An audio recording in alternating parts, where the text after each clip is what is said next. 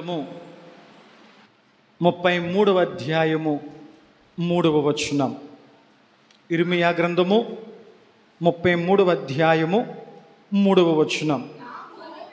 నాకు మొర్ర పెట్టుము, నాకు మొర్ర పెట్టుము, నేను నీకు ఉత్తరం ఇచ్చేదను.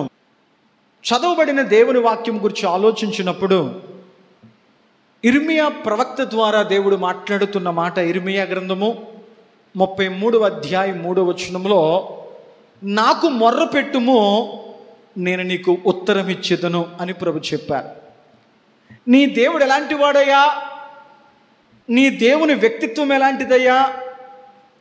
నీ దేవుని మనస్సు ఎలాంటిదయ్యా అని ఒకవేళ ప్రశ్నిస్తే, నా దేవుడు ఎలాంటి వాడు అని దేవుని వాక్యం సెలవిస్తుందంటే, సాక్షాత్తు దేవాతి దేవుడే చెప్పిన మాట. నాకు మొర్రపెట్టు, నాకు ప్రార్థించు, నా ఎదుట విజ్ఞాపన చేయి, నా ఎదుట రోదన చేయి, నా ఎదుట అంగలార్చు, నా ఎదుట నీ హృదయాన్ని నీళ్ల కుమ్మరించినట్లుగా కుమ్మరించు, పట్టుదలతో ఆసక్తితో విడువక నాకు నువ్వు మొర్రపెట్టుము, నేను ముమ్మాటికి నీకు నేను విని వదిలిపెట్టేవాడిని కాదు.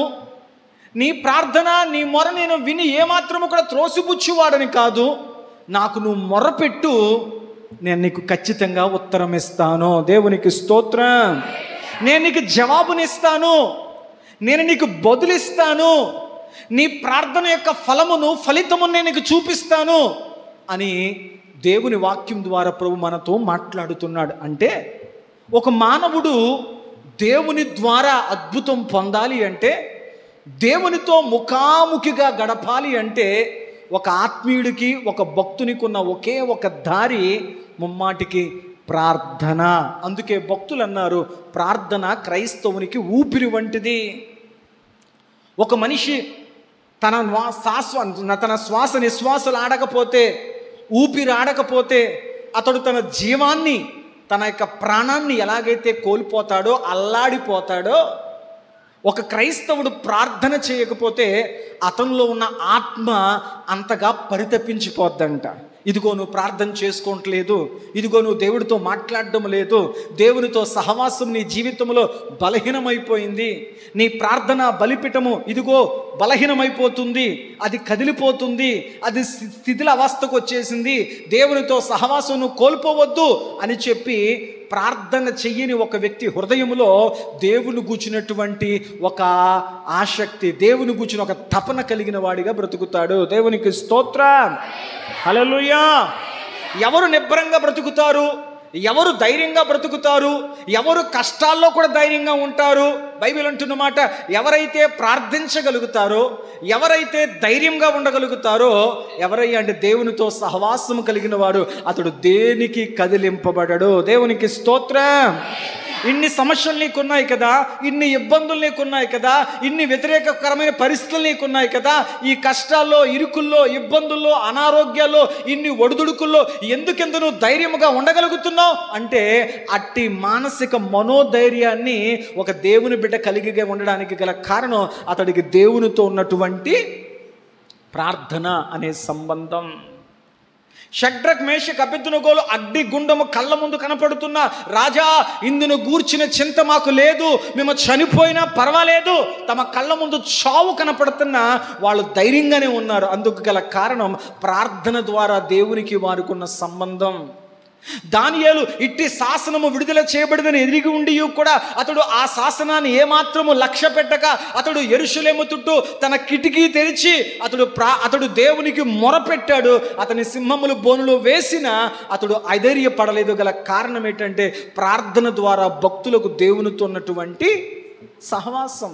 కాళ్లకు చేతులకు సంకెళ్ళు వేసి బెత్తలతో కొడుతూ తెల్లవారితే ఎటువంటి తీర్పు వస్తుందో తెలియని పరిస్థితుల్లో అర్ధరాత్రి వేళ పౌలు శీలలు పాడుతూ ప్రార్థించుచుండగా దేవుడు అందరి సంకెళ్లను దేవుడు విడిపించాడు.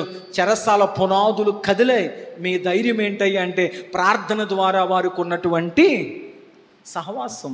అంటే ఒక దేవుని బిడ్డ ఎప్పుడైతే దేవునితో ప్రార్థన అనే అనుభూతిని తృప్తికరంగా సంతృప్తికరమైన దైవభక్తిని చేయగలుగుతాడో అతడు ఈ ఇహ సంబంధమైన వేటికి కూడా అతడు కలవరపడేవాడిగా, కంగారు పడేవాడిగా, అలజడికి గురయ్యేవాడిగా ఉండడు. ఎందుకయ్యా అంటే అతడు ఒక దాన్ని నమ్ముతాడు. ఏంటయ్యా అంటే కలిగి ఉన్నదేదియో ఆయన లేకుండా ఒక తీర్మానానికి వచ్చేస్తాడు.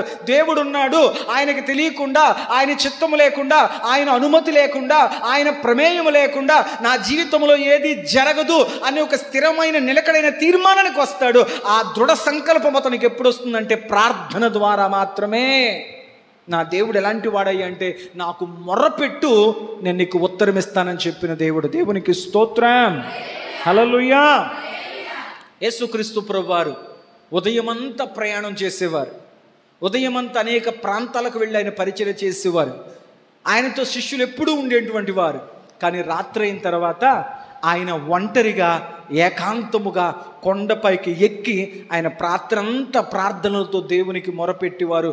ఉదయకాలమున ప్రార్థన ముగించుకుని మరలా కిందకు వచ్చేవారు. శిష్యులు కూడా యేసుక్రీస్తు ప్రభుతో ఉదయమంతా పరిచర్యలో ఉండేవారు. కానీ రాత్రి అయ్యేసరికి వారి శరీరాలు అలసిపోయేవి. ప్రయాణాల వల్ల, పరిచర్య వల్ల ఇక వారి శరీరములు అలసిపోయి యేసుక్రీస్తు ప్రభు వారు ప్రార్థించడానికి కొండ మీదకి వెళుతున్నప్పుడు వీరు ఏమాత్రము కూడా యేసు ప్రభుతో ప్రార్థించడానికి అన్ని సందర్భాల్లో ఆయనతో పాటు వచ్చేవారు. ప్రభా నువ్వు వెళ్ళిపోనైనా, నువ్వు ప్రార్థన చేసుకునైనా, మేము అలసిపోయాం, మేము రెస్ట్ తీసుకుంటాం, మేము నిద్రపోతాం, మళ్ళీ రేపు ప్రయాణం ఉంది కదా, రేపు పరిచర్య ఉంది కదా, రేపు మరలా నీతో రావాలి కదా అని చెప్పి యేసు ప్రభువారిని వారు విడిచిపెట్టేవారు. యేసయ్య మాత్రము ఎంత అలసటగా, ఎంత బడలికగా ఉన్నప్పటికీ ఆయన ఒంటరిగా కొండ మీదకి ఎక్కి రాత్రంతా ప్రార్థనలో గడిపి ఆయన వేకువజాము తిరిగి ఎప్పటిలాగే యేసు ప్రభువారు ఏకాంతముగా కొండ మీదకి వెళ్ళారు. రాత్రంతా తండ్రితో ప్రార్థన చేశారు. ఉదయకాల సమయంలో యేసుక్రీస్తు ప్రభువారు ప్రార్థన నుంచి ముగించుకొని కొండ దిగి ఆయన నివసించేటువంటి గృహానికి వెళుతున్నారు. అక్కడికి వెళ్ళేసరికి యేసుక్రీస్తు ప్రభువారు నివసిస్తున్నటువంటి గృహము చుట్టూ అనేక మంది జనాలు. అక్కడ ఒక కలవరంగా, ఒక రకమైనటువంటి గలిబిలి వాతావరణం, ఒక సమస్య వాతావరణం యేసు ప్రభు కనపడింది. దగ్గరకు వచ్చే కొలది ఆయనకు ఒక విషయం అర్థమైంది. ఏంటంటే కొంతమంది వ్యక్తులు యేసుక్రీస్తు ప్రభు శిష్యుల మీద దాడి చేస్తున్నారు, వారితో గొడవాడుతున్నారు, యేసు ప్రభు శిష్యులతో దెబ్బలాడుతున్నారు, యేసు ప్రభు శిష్యుల మీద వారు వాగ్వివాదం చేస్తున్నారు. ఇది చూసి యేసు ప్రభుకు కలవరం వచ్చింది. ఇదేంటి, నా శిష్యుల మీదకి వచ్చి పడుతున్నారేంటి?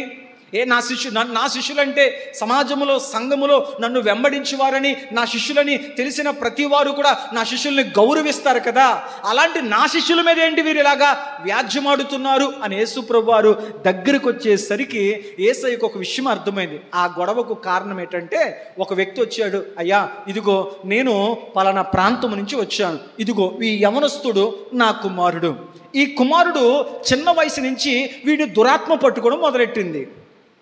వీడిని ఎప్పుడైతే దురాత్మ పట్టుకోవడం మొదలుపెట్టిందో, ఎప్పుడైతే ఇది వాడిని ఆవహిస్తూ ఉందో, ఇది వాడిని చంపాలి, నశింప చేయాలి, వీడు మరణం చేయాలి అన్న ఉద్దేశంలో వీడిని తరచూ అగ్నిలోను నీళ్ళల్లోనూ పడేయడం మొదలెడుతుంది. అందువల్ల వీడిని అనుక్షణము కాపాడుకుంటూ కంటికి రెప్పలా చూసుకోవడమే నా జీవితం అయిపోయింది. ఎన్నెన్నో చోట్లకు వెళ్ళాము, ఎక్కడికి వెళ్ళినా నా కొడుకు ఈ సమస్య నుంచి పరిష్కారము, విడుదల పొందలేకపోయాడు. మాకెవరో చెప్పారు యేసు ప్రభు దగ్గరికి వెళితే ఎటువంటి మొండి సమస్యకైనా ఆయన ప్రార్థిస్తే అద్భుతాలు జరుగుతాయి, ఆయన గర్దిస్తే విడుదలలు జరుగుతాయి అని నేను తెలుసుకుని నేను వేకుజామున నా కుమారుడితో ప్రయాసపడి నీ వద్దకు వచ్చాను. వచ్చిన తర్వాత నువ్వు నీ గృహములో లేవంట, ప్రార్థించుకోవడానికి వెళ్ళావంట. నీ గృహములో కేవలం నీ శిష్యులే ఉన్నారు. వాళ్ళు ఎందుకు వచ్చావని అడిగితే నా సమస్య చెప్పాను, నా కష్టాన్ని చెప్పాను, నేను ఎందుకు ప్రయాసపడిన దూరం నీ కొరకు వచ్చానో చెప్పాను. అప్పుడు వారు అన్నారు, యేసు ప్రభు లేరు, ఆయన వచ్చినాక ఇదే ప్రార్థన చేస్తాడులే, ఆయన వచ్చే లోపల ఆయన దాకా నువ్వు ఎదురు చూడటం ఎందుకు, మేం చేసేస్తాంలే ప్రార్థన అని మొదలెట్టాడు మొదట పేతురు గారు. ఒక్కొక్క శిష్యుడు వాళ్ళకు వచ్చిన ప్రార్థనలతో చేస్తూ ఉన్నారు. 12 మంది 12 సార్లు 12 మంది కలిసి ఒకేసారి ఎన్ని రకాలుగా ప్రార్థన చేసినా, ఎన్ని రకాలుగా వారు తంటాలు పడుతున్నా నా కుమారుని పట్టుకున్న అపవిత్రాత్మ అతన్ని ఏమాత్రం విడిచిపెట్టిన దాఖలాలైతే వీరు నా కుమారుడికి పట్టిన అపవాత్రత్వం విడిచిపెట్టకపోగా వీళ్ళ సొంత పైత్యాలతో, సొంత ప్రయత్నాలతో నా కొడుకుని ఇంకా నలిపేశారు. కాబట్టి నాకు కోపం వచ్చింది, అందుచేత నీ శిష్యుల మీద నేను తిరగబడ్డాను. నా బాధ, నా వేదన. యేసుప్రభు వారు అల్ప విశ్వాసులారా ఎంతకాలం మీతో ఉంటానయ్యా అని చెప్పి వెంటనే ఆ దురాత్మను ఈ చిన్నవాడిని విడిచిపెట్టి పో అనగానే అది ఆ బిడ్డని విడిచిపెట్టి పోయింది. ఆ తండ్రి సంతోషంగా యేసయ్యకి నమస్కరించి ఆ యవ్వన బిడ్డను తీసుకొని వెళ్ళిపోయాడు. అంతా చక్కబడిపోయింది. తర్వాత శిష్యులు యేసుప్రభువుని అడిగాడు, ప్రభువా మేము 12 మంది ఉన్నామే, 12 సార్లు ప్రార్థించామే, చాలాసేపు ప్రార్థనలో మొరపెట్టామే, కానీ మా 12 మంది ప్రార్థన వల్ల అవ్వందే, నువ్వు పో అనగానే అది వదిలిపెట్టి పారిపోయింది. ఇది ఎలా జరిగింది? యేసుప్రభు అన్నారు, ఏమి లేవయ్యా, ఇట్టివి విడిచిపెట్టి పోవాలంటే ప్రార్థన ద్వారా మాత్రమే. దేవునికి స్తోత్రం. మరి మేము చేసిందే ప్రార్థన అంటే నువ్వు నోటి మాటలతో ప్రార్థన చేయడం కదయ్యా. నీ ప్రార్థనలోకి శక్తి రావాలంటే, నీ ప్రార్థనలోనికి ప్రభావం రావాలంటే, నీ ప్రార్థనలోనికి అభిషేకం రావాలంటే, నీ ప్రార్థనలోనికి దైవ శక్తి రావాలంటే ముందు నీకు దేవునితో సహవాసం ఉండాలి.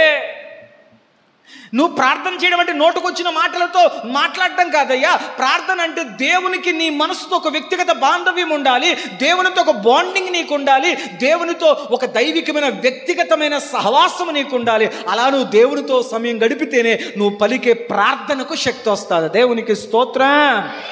అందుకే యేసుప్రభు అన్నారు, ఈ ప్రజలు పెదాలతో నన్ను గణపరుస్తున్నారు, ఈ ప్రజలు పెదాలతో నాకు ప్రార్థన చేస్తున్నారు, కానీ వీళ్ళ ప్రార్థన, వీళ్ళ స్తుతి వాళ్ళ హృదయానికైతే చేరువుగా. అంటే యేసుప్రభు వారు ఆయన పలికితే అద్భుతాలు ఎందుకు జరిగాయి అంటే ఆయన ప్రతి రాత్రి ఆల్ నైట్ ప్రేయర్ చేసేవాడు తండ్రితో. దేవునికి స్తోత్రం.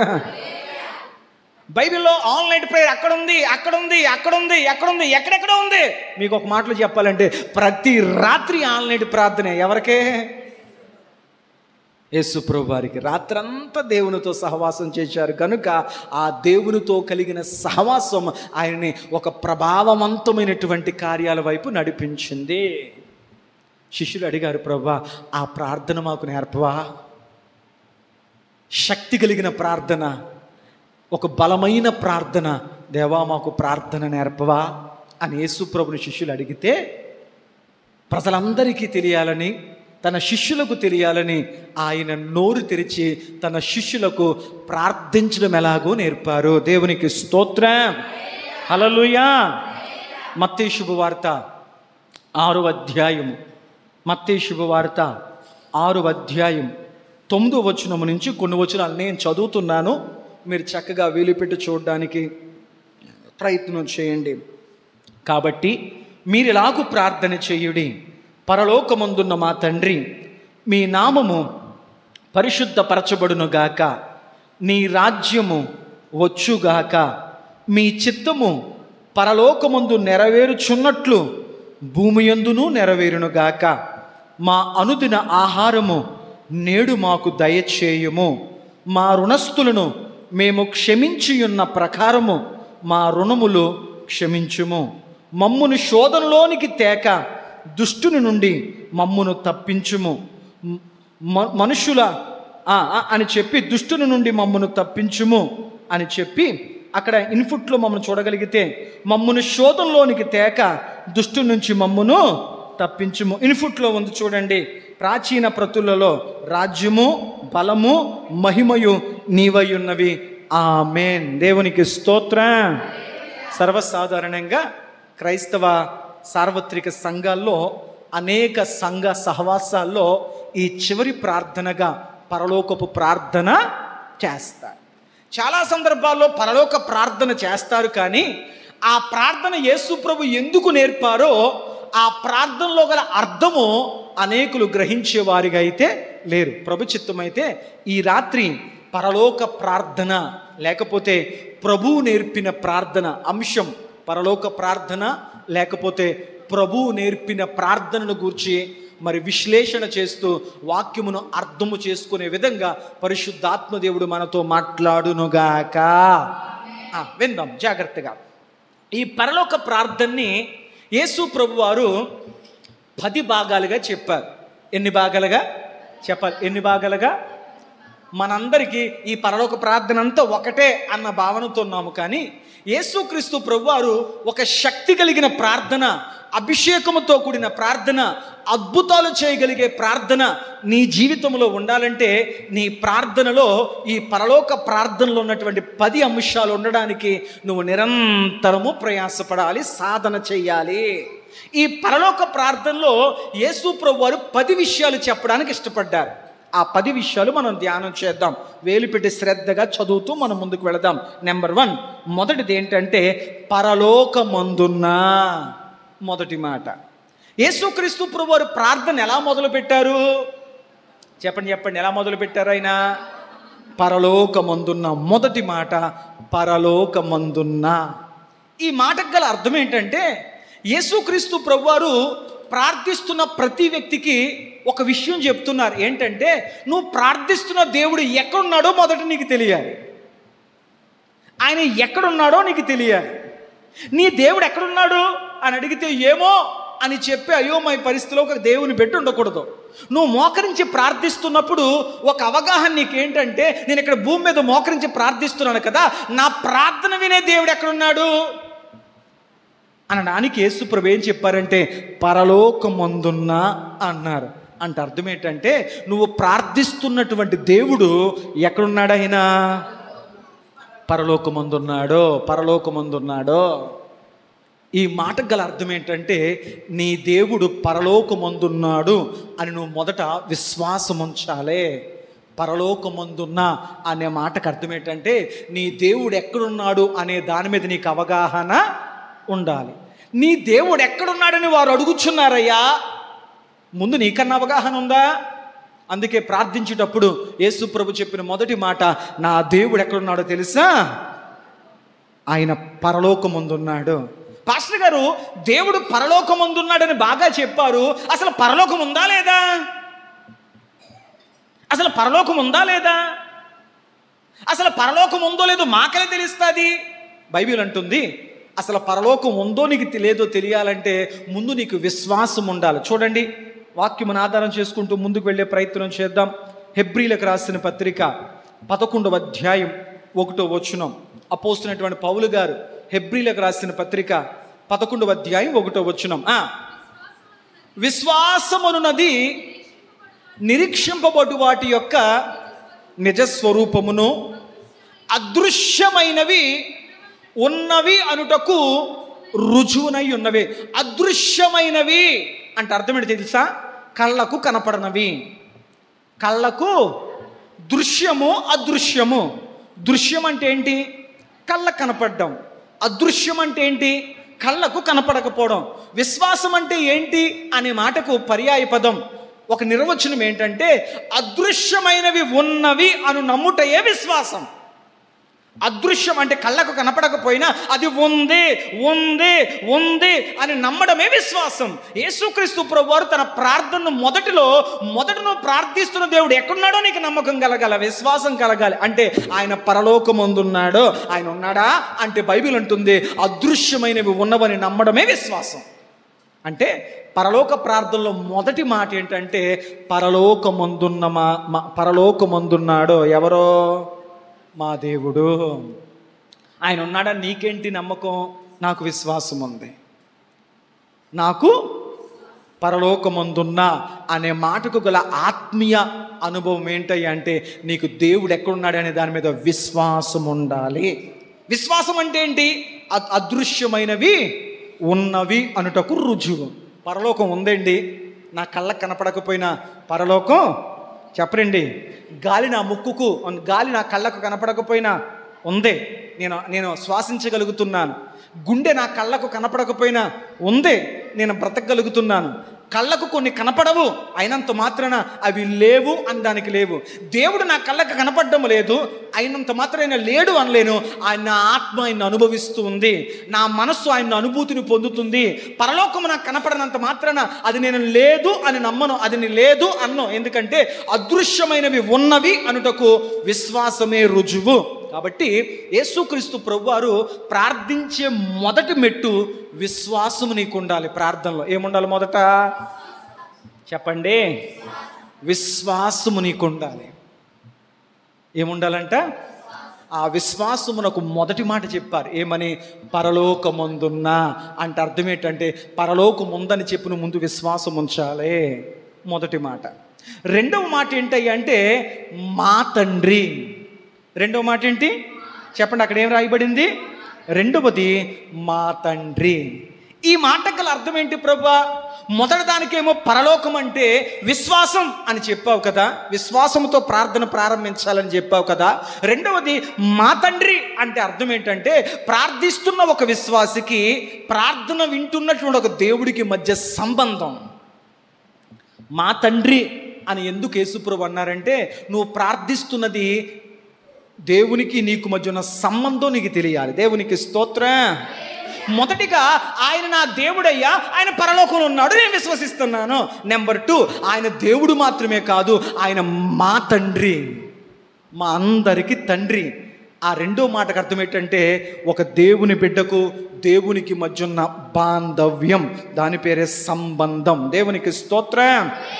మీరు అడగొచ్చు, పాస్టర్ గారండి మా తండ్రి అన్న మాటకి దేవునికి ఒక విశ్వాసికి ఉన్న సంబంధం అని మీరు అన్నారు కదా, అసలు మాకు దేవుడు తండ్రి ఎందుకు అవుతాడు? అసలు దేవుడు ఒక భక్తుడికి తండ్రి ఎందుకు అవుతాడు? తండ్రి ఎందుకు అవుతాడంటే యోహాను శుభవార్త 1:12 ప్రకారము ఒక భక్తుడు దేవుడు ఒక భక్తుడికి తండ్రి ఎందుకు అవుతాడంటే యోహాను శుభవార్త 1:12 ప్రకారము తన్ను ఎందరూ అంగీకరించుదురో వారందరికీ, అనగా తన నామమునందు విశ్వాసముంచిన వారికి దేవుని పిల్లల గుట్టకు ఆయన అధికారం ఇచ్చాడు. దేవునికి స్తోత్రం. మొదటి మాట ఏంటి? విశ్వాసం. విశ్వాసం. రెండో మాట ఏంటి? సంబంధం. మీకు క్లారిటీ రావాలి. మొదటిదేమో పరలోకముందనే విశ్వాసం, రెండవది దేవుడికి నాకు మధ్య ఉన్నటువంటి సంబంధం.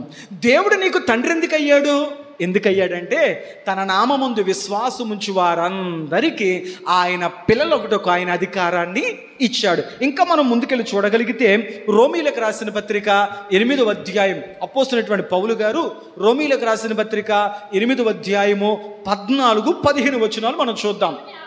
దేవుని ఆత్మచేత ఎందరూ నడిపింపబడుతురో వారందరూ దేవుని కుమారులయుందురు. తర్వాత ఎలయనగా మరల భయపడుటకు మీరు దాస్యపు ఆత్మను పొందలేదు, కానీ దత్తపుత్రాత్మను పొంది ఉన్నారు కనుక ఆత్మ కలిగిన వారమై మనము అబ్బా తండ్రి అని మొరపెడుతున్నాం. దేవునికి స్తోత్రం చెప్పండి.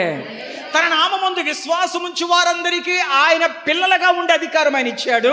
రెండవది ఆయన ఆత్మచేత ఎంతమంది నడిపించబడతారో వారందరూ కూడా ప్రార్థనలో ఏమని పలికి అధికారం దేవుడు ఇచ్చాడంట? అబ్బా తండ్రి. దేవునికి స్తోత్రం. అబ్బా తండ్రి అని పిలిచే అధికారం దేవుడు ఇచ్చాడంట. దేవునికి స్తోత్రం. మీకు అర్థమైందా లేదా? మొదటి మాట పరలోకమందున్న. ఈ మాటకు అర్థం ఏంటంటే ప్రార్థనలో మొదటి మెట్టేటంటే విశ్వాసం. అంటే నీ దేవుడు ఎక్కడున్నాడు అనే దాని మీద నీకు విశ్వాసం ఉండాలి. నెంబర్ 2 మా తండ్రి అంటే నీకు దేవునికి మధ్య ఉన్నటువంటి సంబంధం. అసలు ఆయన నీకు తండ్రి ఎందుకు అయ్యాడు? తండ్రి ఎందుకు అయ్యావంటే ఆయన యందు నువ్వు విశ్వాసం ఉంచావు కనుక ఆయన నీకు తండ్రి అవ్వడానికి ఆయన ఇష్టపడి నీకు అధికారం ఇచ్చాడు. రెండవది ఆయన ఆత్మ నీలో ఉన్నది కనుక ఆయనను అబ్బా తండ్రి అనవడానికి నీకు దేవుడు అనుమతిని అధికారాన్ని ఇచ్చాడు. అందుచేత ఆయన తండ్రిగా ఉండడానికి మనకిష్టపడ్డాడు. అంటే మొదటిది విశ్వాసం, రెండవది చెప్పండి సంబంధము. అర్థమైంది 2 పాయింట్లు. 3 మాటలకు వెళ్ళే ప్రయత్నం చేద్దాం. మూడవది ఏంటంటే నీ నామము పరిశుద్ధపరచబడునుగాక. అంతేనా? 3వ మాట ఏంటి? నీ నామము పరిశుద్ధపరచబడునుగాక. ఈ మాట ఎందుకు యేసుప్రభు చెప్పారంటే మొదటిది విశ్వాసం, రెండవది సంబంధం, మూడవది దేవా నీ నామము పరిశుద్ధపరచబడాలి, దేవా నీ నామము స్తుతించబడాలి, దేవా నీ నామము మహిమపరచబడాలి. దట్ మీన్స్ వర్షిప్ అనగా ఆరాధన.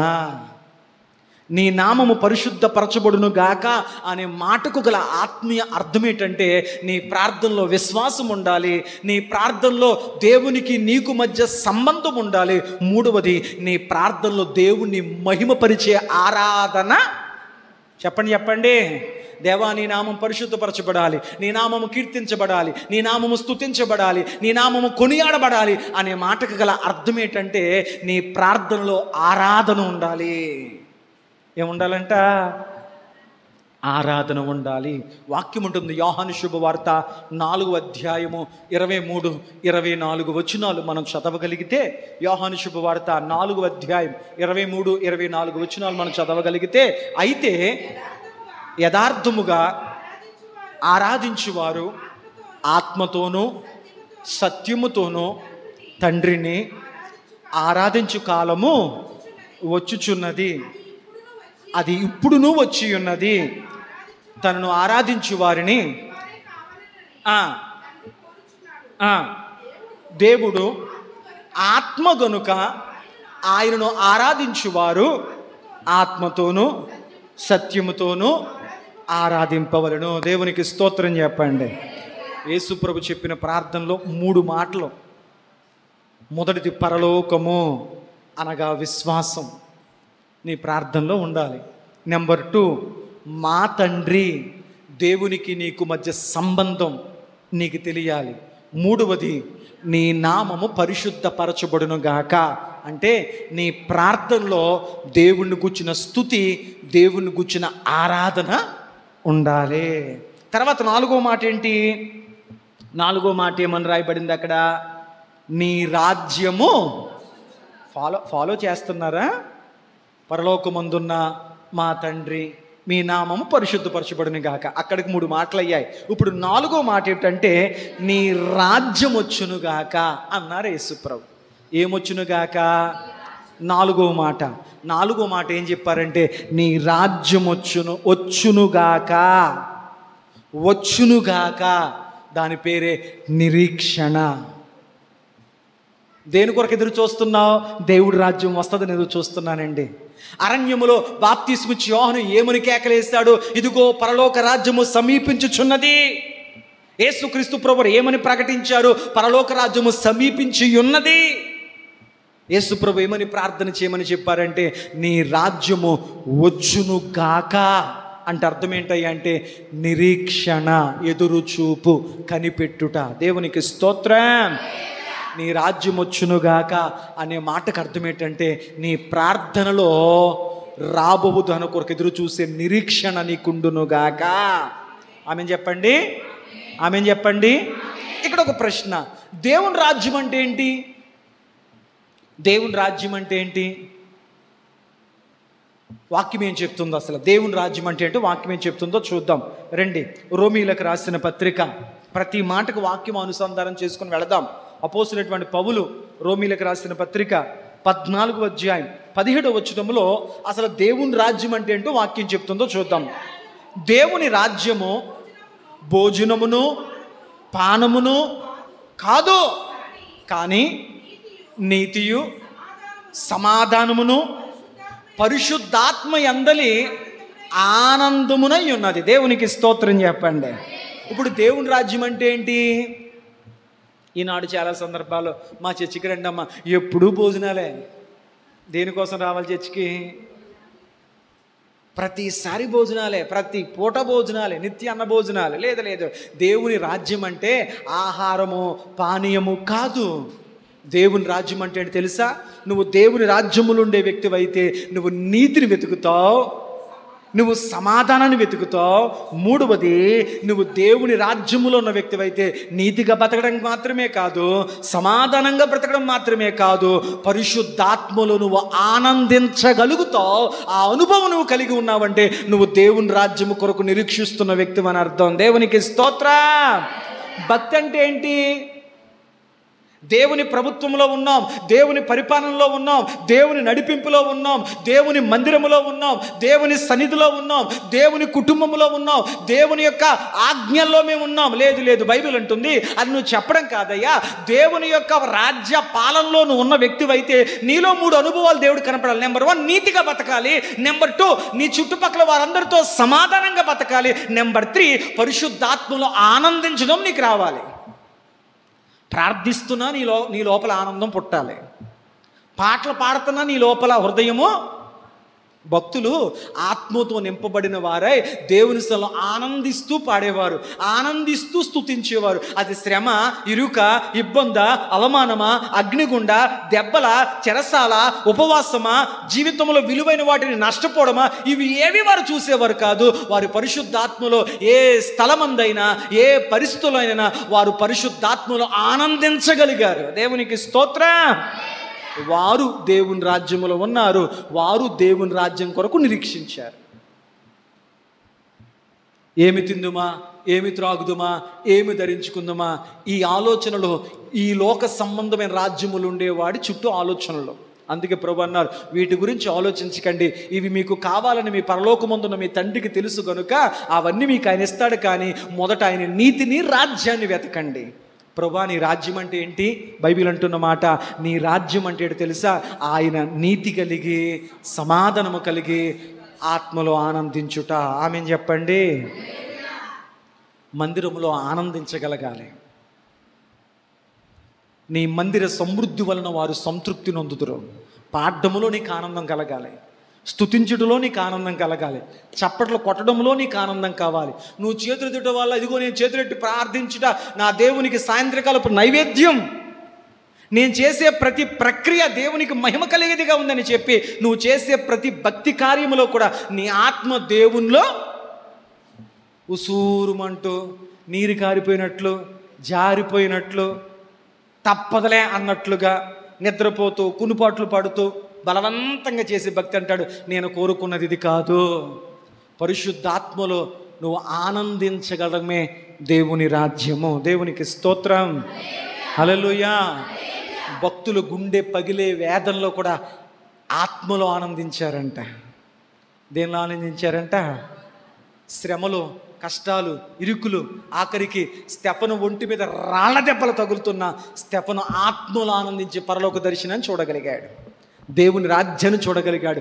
ఆకాశము తెరవబడుతాయో, ప్రభువు సింహాసనాసీనుడై ఉండుటయో, దేవుని రాజ్యాన్ని చూడగలిగాడు. అంటే ఏంటంటే రాళ్ల దెబ్బల్లో కూడా దేవునిలో ఆనందించగలిగారు భక్తులు. ఈరోజు మనం ఏం చేస్తున్నాం? చిన్న కష్టం రాగానే, చిన్న ఫెయిల్యూర్ రాగానే, అనుకున్నటరికి, అనుకున్న సమయానికి అనుకున్న పనులు అవ్వకపోయేసరికి ప్రాణము, మనస్సు, నమ్మకము, నిరీక్షణ అన్నీ నీరు కారిపోతున్నాయి. నిరీక్షణ అంటే ఎదురు చూడడం, ఓపికతో ఎదురు చూడడం. దేవునికి స్తోత్రం. యేసయ్య నేర్పిన ప్రార్థన మామూలు ప్రార్థన కాదు. ఒక శక్తి కలిగిన ప్రార్థనలో 10 అనుభవాలు ఉండాలి. నెంబర్ 1 విశ్వాసం, నెంబర్ 2 సంబంధం, నెంబర్ 3 ఆరాధన, నెంబర్ 4 నిరీక్షణ. సరే, తర్వాత మాట జ్ఞాపకం చేసుకునే ప్రయత్నం చేద్దాం. తర్వాత ఏమని రాయబడిందంటే, నీ చిత్తము నెరవేరునుగాక. అంతేనా? పరలోక ప్రార్థనలో తర్వాత మాట ఏంటి? 5వ మాట, నీ చిత్తము నెరవేరునుగాక. ఈ మాటకు అర్థం ఏంటి అంటే, అర్థం ఏంటంటే, దేవా, నా జీవితంలో నా తలంపులు కాదయ్యా, నా ఉద్దేశాలు కాదయ్యా, నా ఇష్టాలు కాదయ్యా, నా జీవితంలో నీ చిత్తమే నెరవేరునుగాక. ఈ మాట గల అర్థం ఏంటో తెలుసా? నీవు దేవునికి సమర్పించుకుంటున్నా. సమర్పణ. నీ ప్రార్థనలు ఏముండాలి చెప్పరేంటి? ఈనాడు చాలామంది క్రైస్తవ ప్రార్థన ఏంటంటే, పాస్టర్ గారండి, దేవుని చిత్తంతో నాకు పని లేదండి, నాకు ఇది జరగాలి, నేను నిర్ణయం చేసుకున్నాను, నేను ఏదేమనుకుంటున్నానో అదే జరగాలి. అది సమర్పణ కాదు, అది డిమాండ్, అది కమాండ్. దేవా, నువ్వు చేస్తావా చేయవా, నువ్వు ఎత్తవా ఎద్దా. కొంతమంది దేవుని దగ్గర బలవంతంగా లాక్కుంటారు. ఏది ఏమైనా నేను నిర్ణయం చేసుకున్నానో, నేను కోరుకున్నానో, అది నాకు ఇష్టమో కాదు, నువ్వేం చేస్తావో నాకు తెలీదు, ఏది ఏమైనా అది నాకు ఇవ్వాల్సిందే, దేవుడి దగ్గర గుంజేసుకునేలా ప్రయత్నిస్తారు కొంతమంది.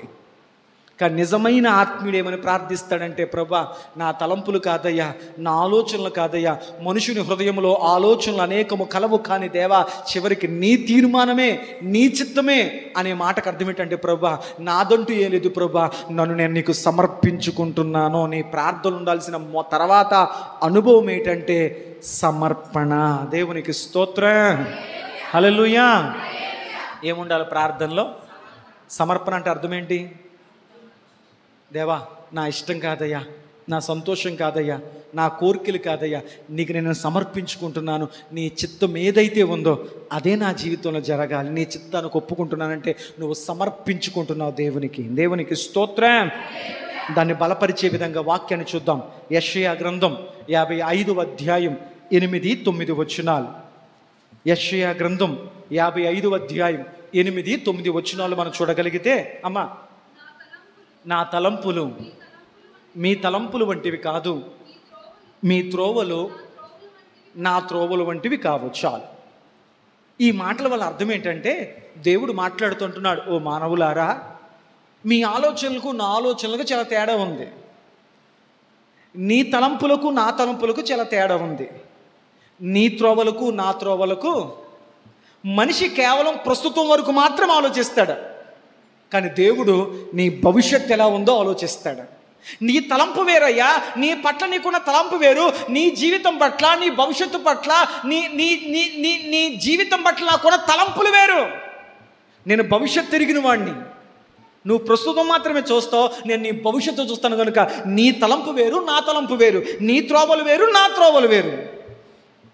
నీకు ప్రస్తుతం ఏదో అది మాత్రమే నీకు తెలుసు, కానీ నీ భవిష్యత్తు ఏంటో నాకు తెలుసు. దేవునికి స్తోత్రం. ఒక దేవుని బిడ్డ అనుకుంటాడు, ప్రభా ఈరోజు నా జీవితం ఇలాంటి అనుభవం గుండా వెళుతుందంటే నా భవిష్యత్తు నీకు తెలుసు కాబట్టి, నా భవిష్యత్తులో నాకేమి ఇవ్వబోతున్నావో దాని కొరకు నన్ను ముందుగా ఈ అనుభవాల గుండా సిద్ధపరుస్తున్నావా తండ్రి అని దేవుని చిత్తాన్ని గ్రహించి ఒప్పుకోగలుగుతాడు. దేవునికి స్తోత్రం. రెండు ముందుకు వెళదాం, ఇంకా చక్కగా అర్థం చేసుకుందాం. భక్తులు చేసి తీసుకున్న ఒక నిర్ణయం. కీర్తన గ్రంథం 40వ అధ్యాయం 8వ వచనం. కీర్తన గ్రంథం 40వ అధ్యాయం 8వ వచనం. నా దేవా నీ చిత్తము నెరవేర్చుట నాకు సంతోషము. చాలమ్మా. దేవునికి స్తోత్రం. ఏంటి భక్తుల ప్రార్థన? మా కోరికలు తీరలేదండి, మా ఇష్టాలు తీరలేదండి, మేము దేవుడికి ఒక డెడ్ లైన్ ఇచ్చామండి, ఆ టయానికి దేవుడు చేయలేదండి. లేదు లేదు లేదు. భక్తులు ఏమని ప్రార్థించారంటే, దేవా నా తలంపులు వేరు నాయన, నీ తలంపులు వేరు. నా పట్ల ఒక గొప్ప ప్రణాళిక కలిగి ఉంటావు, ఆ ప్రణాళిక ఏంటో నాకు తెలియదు కనుక దేవా నీ చిత్తము నెరవేర్చడమే నాకు సంతోషం.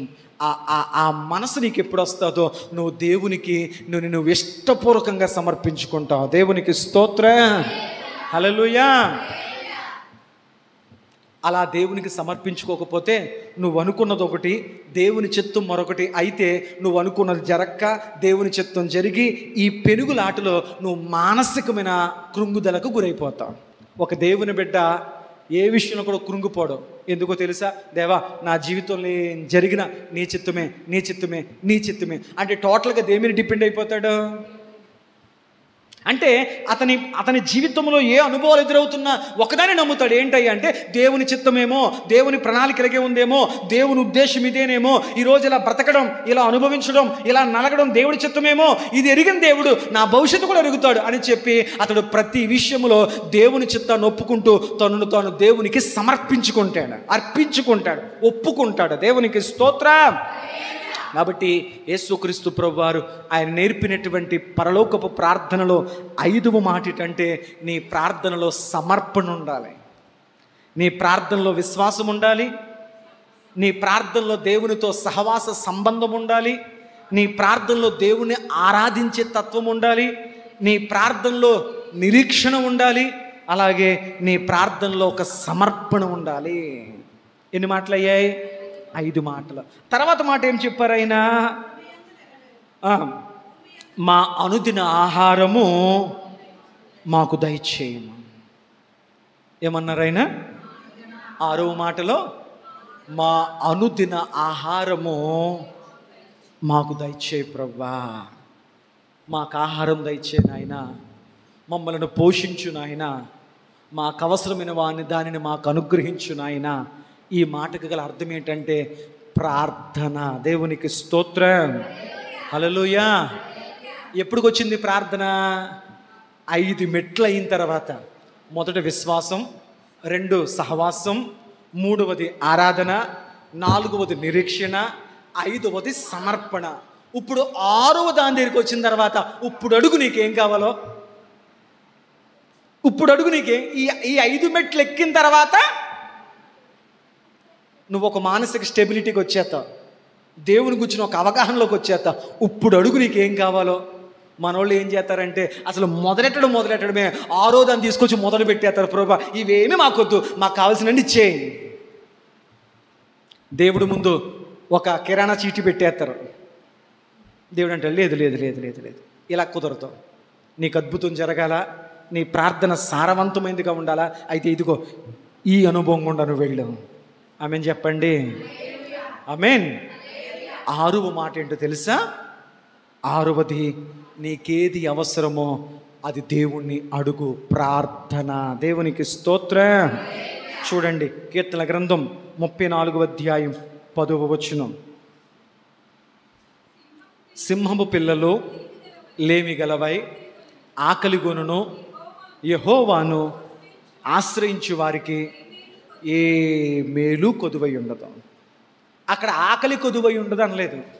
అడవిలోని సింహపు పిల్లలు సైతము ఆకలితో ఒకవేళ పస్తులు పడుకుంటాయేమో, కానీ అసలు సింహం పిల్లలు ఆకలితో పస్తులు ఉంటాయా?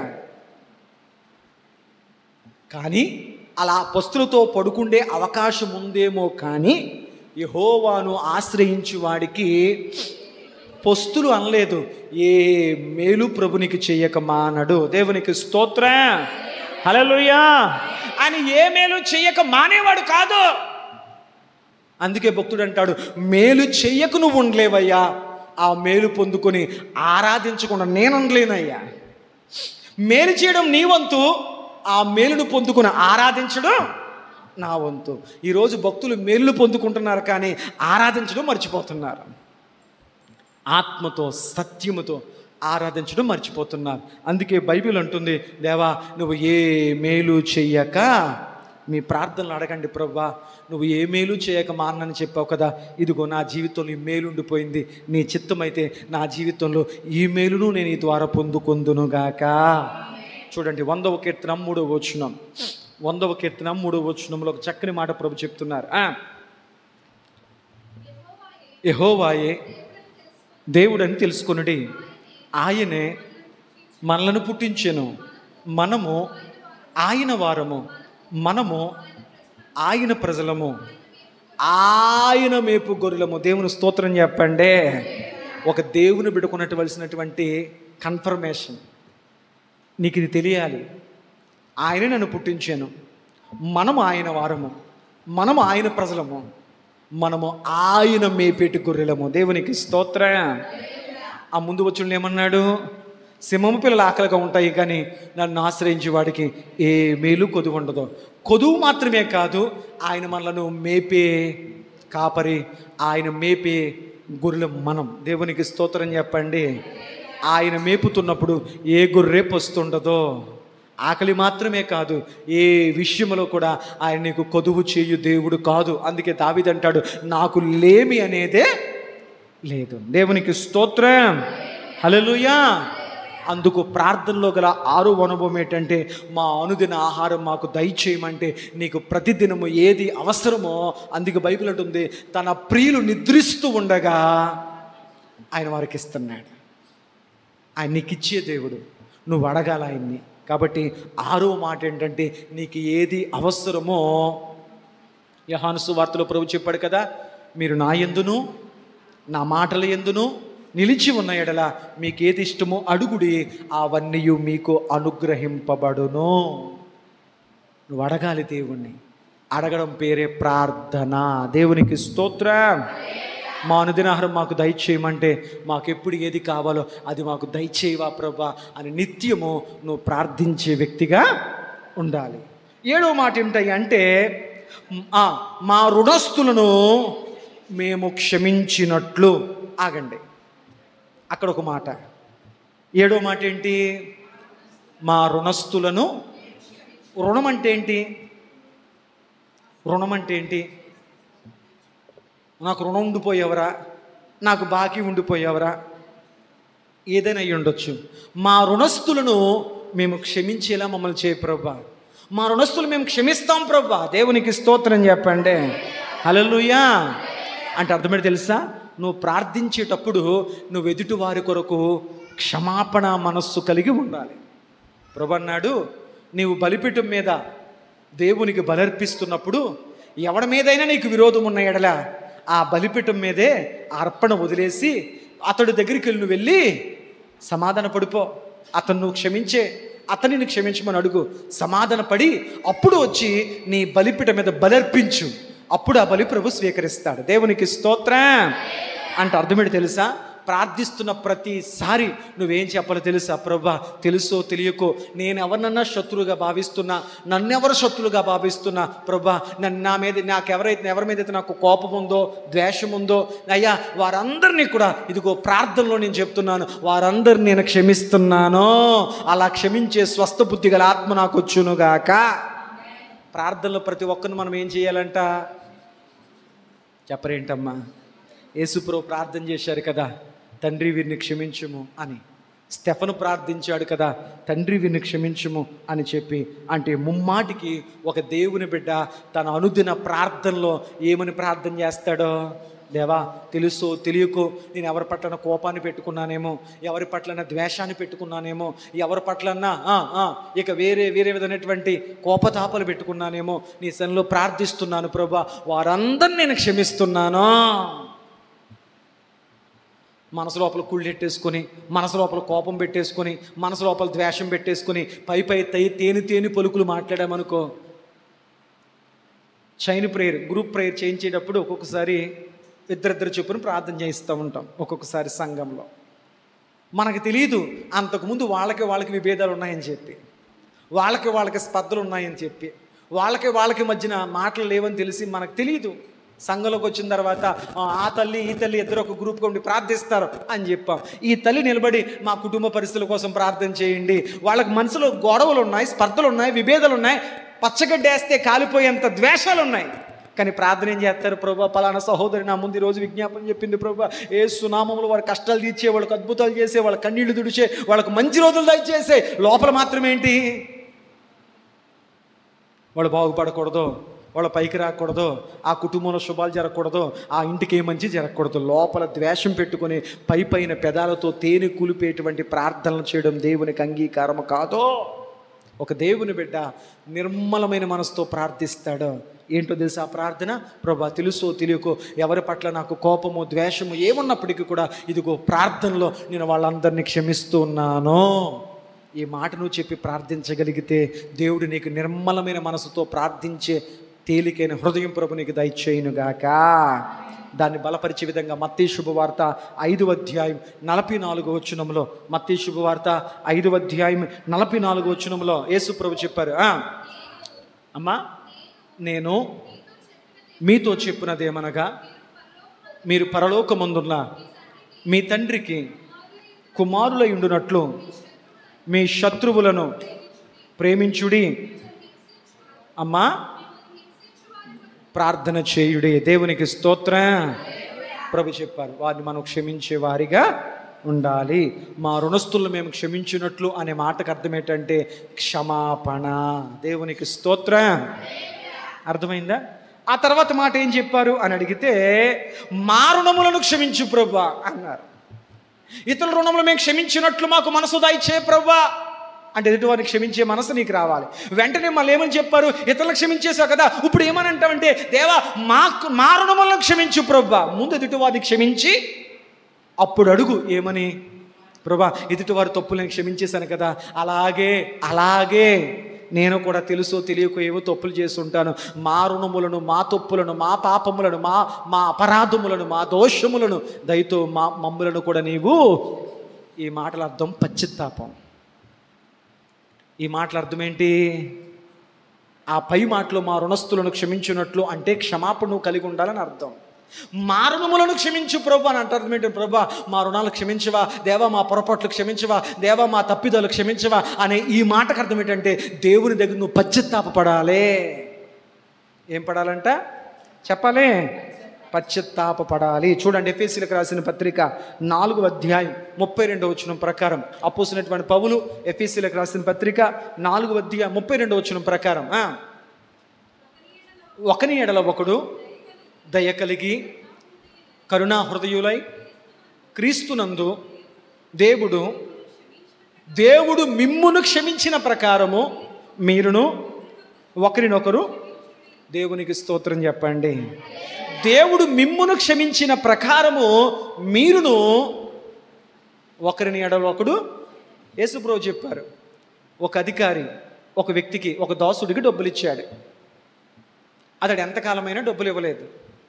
ఆ అధికారి ఆ వ్యక్తిని పట్టుకొని, నా రుణం ఇస్తావా, నిన్ను జైల్లో ఖైదు చేయించమంటావా అని అడిగాడు. వెంటనే ఆ దాసుడు ఏమన్నాడంటే, అయ్యా నా యందు ఓర్చుకొనుము, నా దగ్గర డబ్బులు లేవయ్యా, అయ్యా ఖచ్చితంగా నేను ఇస్తానయ్యా అని అతన్ని బతిమలాడాడు, గోజాడాడు. వెంటనే ఆ యజమానుడు ఆ దాసు మీద కనికరపడి, సరే నిన్ను క్షమిస్తున్నానులే, ఏమి వద్దులే వెళ్ళిపో అన్నాడు. ఈ దాసుడు క్షమాపణ పొందుకొని బయటకు వచ్చేసరికి బయట ఇంకో పనివాడు ఉన్నాడు, అతని లాంటి పనివాడు ఒకడు ఉన్నాడు. వాడు పీకు పట్టుకుని, రేయ్ నాకు ఇవ్వాల్సింది ఇస్తావివ్వా అని అడిగాడు. వీడు లోపల క్షమాపణ పొందుకున్నాడో బయటకు వచ్చి అతని లాంటి మరొకడు ఎక్కి వీడు అప్పిచ్చాడు. వీడు అప్పించి నా డబ్బులు ఎప్పుడు ఇస్తావు అని అడిగితే అతను కూడా అన్నాడు, లేదయ్యా నా దగ్గర డబ్బులు లేవయ్యా, ఉన్నప్పుడు ఇస్తానయ్యా, నన్ను క్షమించయ్యా అన్నాడు. అయితే వీడు మాత్రం క్షమించకుండా వాడిని జైల్లో పెట్టించాడు. ఈ వార్త అధికారికి తెలిసింది. వాడిని పిలిపించి, నా దగ్గర నువ్వు క్షమాపణ అడిగావు, నేను నిన్ను క్షమించి నీ రుణం క్షమించాను, మరి నీవు నీ తోటి వ్యక్తిని ఎందుకు క్షమించలేకపోయావు అని చెప్పి వాడిని విడిపించి వీడిని జైల్లో వేయించాడు. అంటే అర్థమేంటి తెలుసా? నీ దేవుడు నిన్ను క్షమించాడు కదా, నీ పాపాలు క్షమించాడు కదా, నీ పొరపాట్లు క్షమించాడు కదా, నీ తప్పిదాలన్నీ క్షమించాడు కదా. నీ తోటి మనిషి ఏదో నోరుజారు ఒక మాట అన్నాడో, ఒక తిట్టాడు, నీ మనసును గాయపరిచే మాటో చేష్ట ఏదో చేశాడు. నీ దేవుడు నీ పాపాలన్నీ క్షమించాడు, కానీ నీ పక్కన ఉన్న వ్యక్తి ఒక మాటను క్షమించలే. ఆ మాట గుర్తొచ్చేస్తుందండి, ఆ సన్నివేశం గుర్తొచ్చేస్తుందండి. ప్రభు అన్నాడు, అంతకంటే ఘోరమైన నీ పాపాలను క్షమించాను కదా తల్లి, ఒక మాట క్షమించలేకపోతున్నావా, ఒక చిన్న దానికి సర్దుకోలేకపోతున్నావా? ప్రభు అన్నాడు, ఒకరినొకరు క్షమించుకోండి. ఎందుకో తెలుసా? దేవుడు నీ తప్పులు క్షమించాడు కాబట్టి. దేవునికి స్తోత్రం. నువ్వు క్షమాపణ పొందడం మాత్రమే కాదు, ఎదుటివాడిని క్షమించే మనస్సు కూడా నీకు ఉండాలి. అది ప్రభు చెప్పారు, మా రుణస్తులను మేము క్షమించిన ప్రకారం. దట్ మీన్స్ ఎదుటి వారిని క్షమించు దేవా, మా రుణములను క్షమించు అంటే అర్థం ఏంటంటే పశ్చాత్తాపం. ఆమేన్ చెప్పండి. హల్లెలూయా. 9వ మాట, మమ్మును శోధనలోనికి తేక కీడు నుంచి తప్పించుము. దేవునికి స్తోత్ర. 9వ మాట ఏంటి? మమ్ములను శోధనలోనికి తేక మమ్ములను కీడు నుంచి తప్పించు అంటే అర్థం ఏంటంటే దేవునికి నువ్వు చేసుకునే విజ్ఞాపన. దేవా ఇది రానివద్దయ్యా, ఇది రానివద్దయ్యా, ఇది రానివద్దయ్యా, శోధనలు రానివద్దయ్యా, కీడు రానివద్దయ్యా అని చెప్పి నువ్వు దేవునికి చేసుకునేటువంటి విజ్ఞాపన, తప్పించమని నువ్వు చేసేటువంటి విజ్ఞాపన ప్రార్థన. దేవునికి స్తోత్రం. చూడండి, బైబిల్ చెప్తున్న మాట, కీర్తన గ్రంథం 91వ అధ్యాయం 14-15 వచనాలు.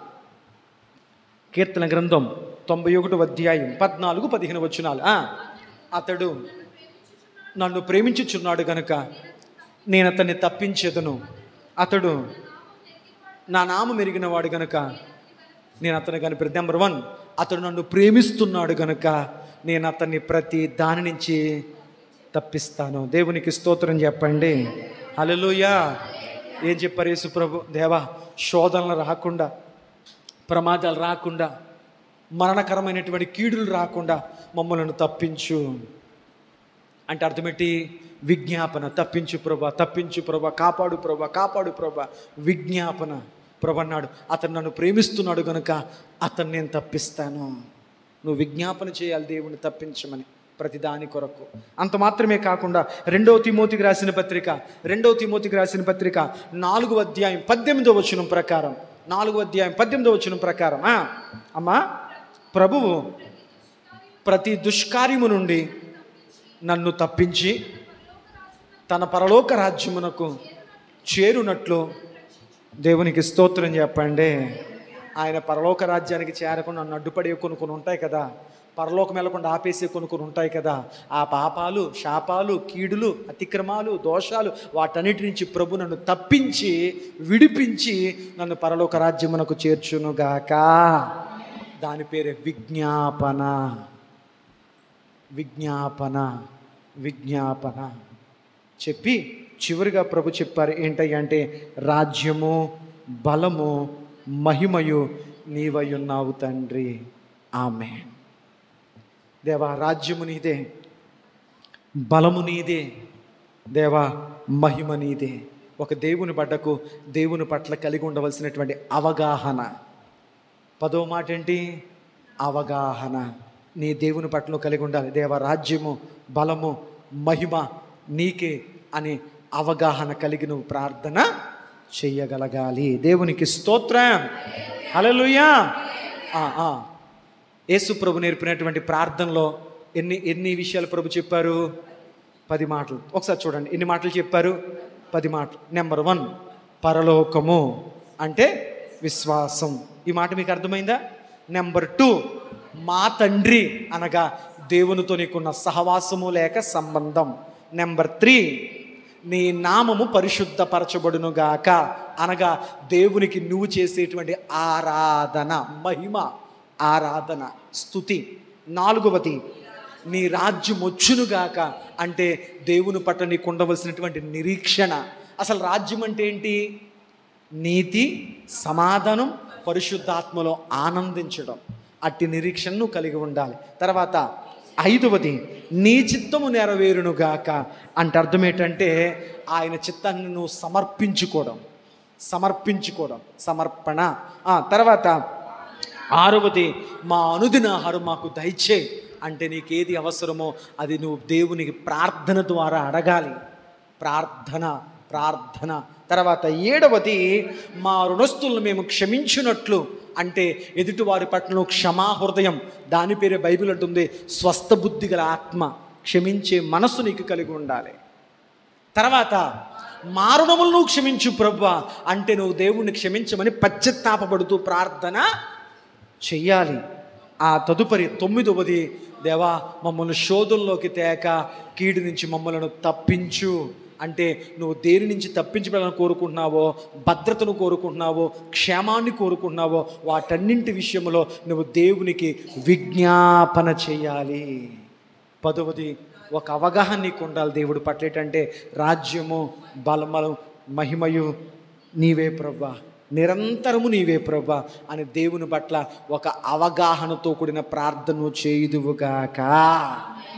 ఈ బలమైన ప్రార్థన యేసు ప్రభు తన శిష్యులకు నేర్పి ఇలాగు మీరు ప్రార్థన చేయుడి. దేవునికి స్తోత్రం చెప్పండి.